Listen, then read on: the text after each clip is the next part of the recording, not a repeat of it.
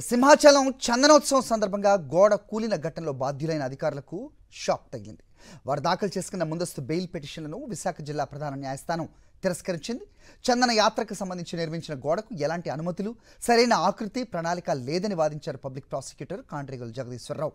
గోడకు కనీసం పునాది కూడా లేకుండా తాత్కాలికంగా సరైన పర్యవేక్షణ లేకుండా నిర్మించినట్టుగా నివేదికలో తేలిందన్నారు. పబ్లిక్ ప్రాసిక్యూటర్ వాదనలతో ఏకీభవించిన న్యాయమూర్తి ముద్దాయిలు పెట్టుకున్న బెయిల్ పిటిషన్ను తోసిపుచ్చారు. సింహాచలం చందనోత్సవం సందర్భంగా గోడ కూలిన ఘటనలో బాధ్యులైన అధికారులకు షాక్ తగిలింది. వారు దాఖలు చేసుకున్న ముందస్తు బెయిల్ పిటిషన్లను విశాఖ జిల్లా ప్రధాన న్యాయస్థానం తిరస్కరించింది. చందన యాత్రకు సంబంధించి నిర్మించిన గోడకు ఎలాంటి అనుమతులు, సరైన ఆకృతి, ప్రణాళిక లేదని వాదించారు పబ్లిక్ ప్రాసిక్యూటర్ కాండ్రేగుల జగదీశ్వరరావు. గోడకు కనీసం పునాది కూడా లేకుండా తాత్కాలికంగా సరైన పర్యవేక్షణ లేకుండా నిర్మించినట్టుగా నివేదికలో తేలిందన్నారు. పబ్లిక్ ప్రాసిక్యూటర్ వాదనలతో ఏకీభవించిన న్యాయమూర్తి ముద్దాయిలు పెట్టుకున్న బెయిల్ పిటిషన్ను తోసిపుచ్చారు.